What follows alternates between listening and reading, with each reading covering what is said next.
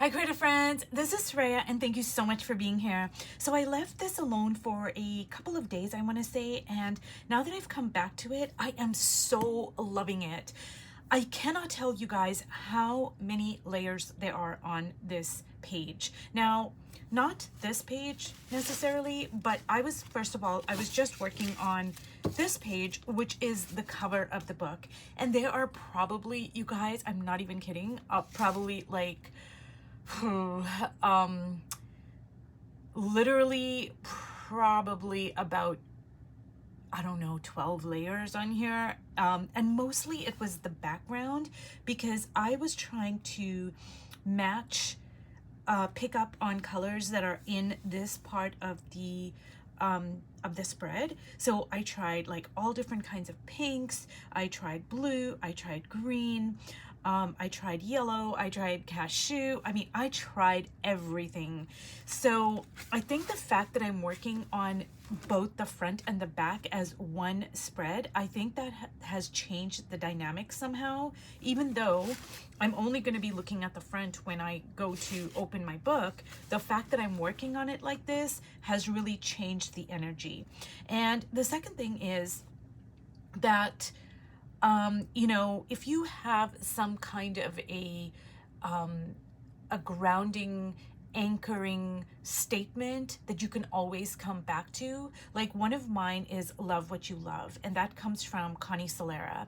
So I just find that when I get off track and I'm just like getting into such a state of frustration and I'm fighting with the page and I don't know what to do and I'm like, oh, like, you know, if I can anchor myself back into like a very simple statement that resonates with my soul and feels authentic to me, then I find that I can like rein myself back in. So what I did is, from the last video, I just added a couple of tea bag pieces here, and I didn't film that part because I just wanted to put it on and then I wanted to have it like dried completely so I can work over top of it. But that's all I did, and I'm really, really loving this. Now what I want to do, I did put some alizarin crimson and cad red light on my palette, but what I want to do is just kind of like bring this to life a little bit. And what I'm gonna do is use the alizarin crimson, and then I'm gonna kind of like put some of my cad red light at the edges. And I'm just loving this so much. And I'm gonna drag some of this red and my cad red light, I'm gonna drag it into here just a little bit.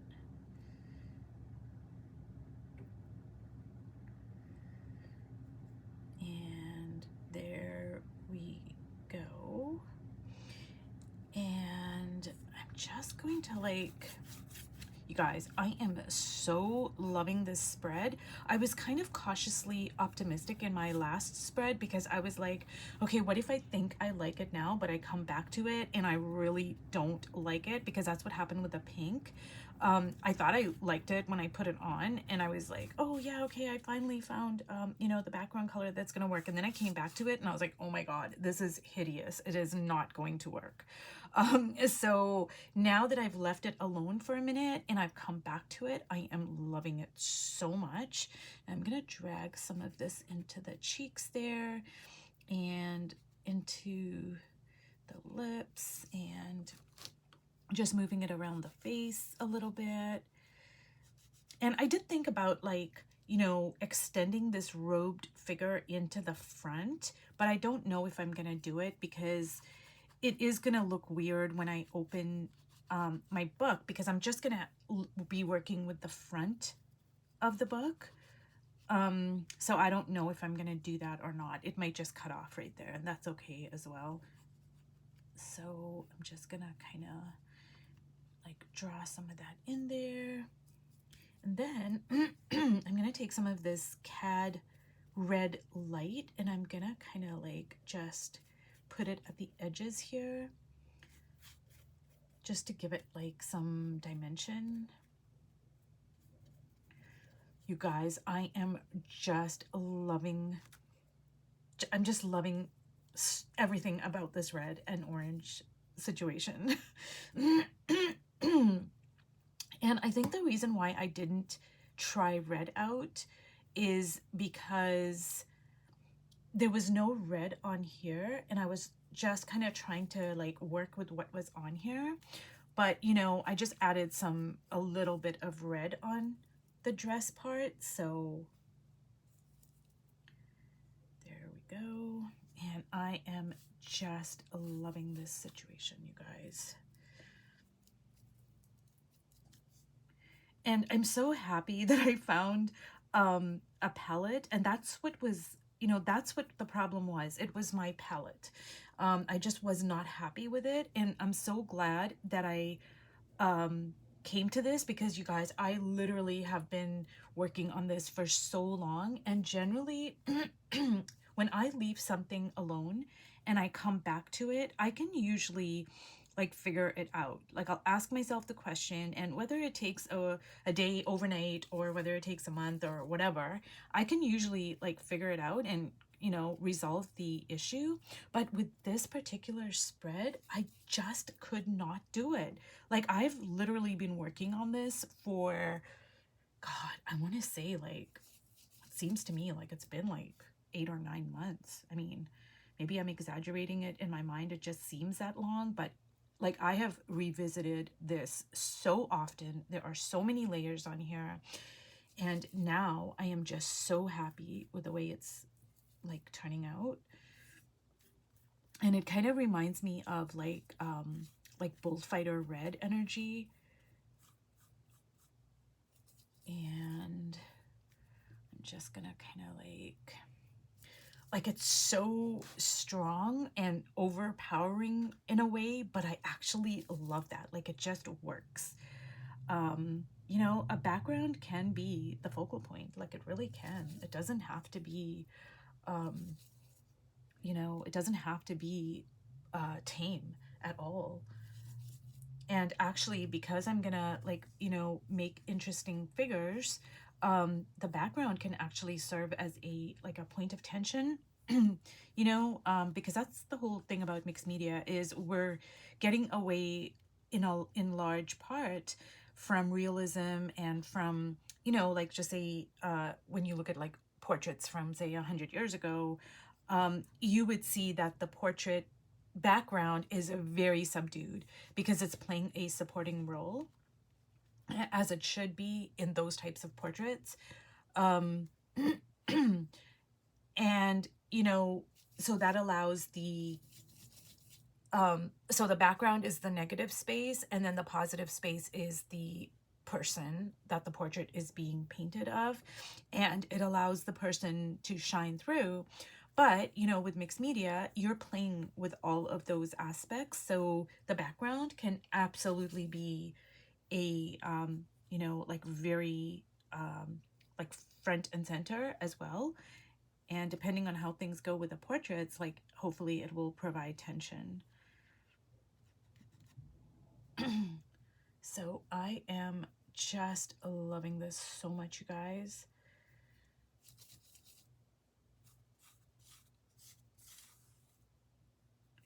And I'm gonna kind of go like that.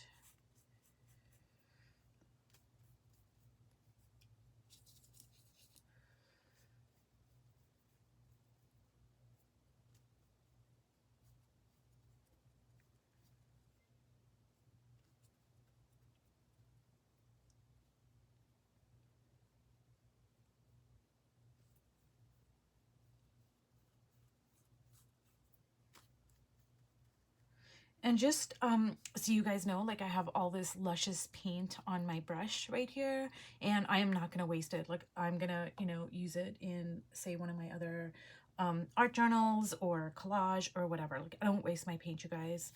When I took a class many years ago, a color class, and the professor, we were actually like, I took many of her color classes. She was really good, but we would go into minute details about, you know, all different sorts of things, and we would make neutrals. And basically, if like we had these little jars with a airtight lid, like just a plastic jar.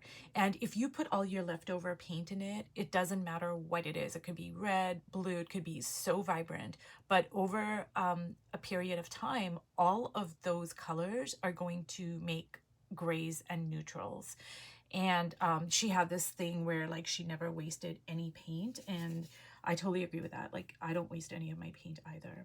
And I don't do that anymore. Like for that class, she had us do that, like save our save our paints to make neutrals, and you just get really delicious neutrals that you can't get from a tube of paint or a bottle of paint.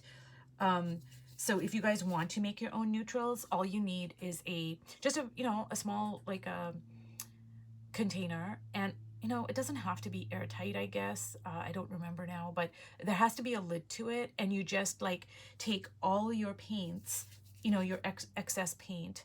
Just say you have a palette, just scrape it off, put it in this little container, and pop it in the fridge. It has to be kept in the fridge, otherwise I think it's going to like harden. But over time, and it doesn't take a long time actually, you will see that you are just going to get the most luscious neutrals. And even if you just wanted to experiment, that's a great thing to do. But anyways, you guys, I am going to stop like fiddling around with the background here, but I'm so pleased with it, and actually I'm so happy and relieved that I actually found a color that I'm happy with. I just want to mess around with it like as much as possible. So what I'm gonna do is I'm just gonna drag that over there, and I think I'm still gonna keep that pink over there. But what I'm gonna do is I'm gonna add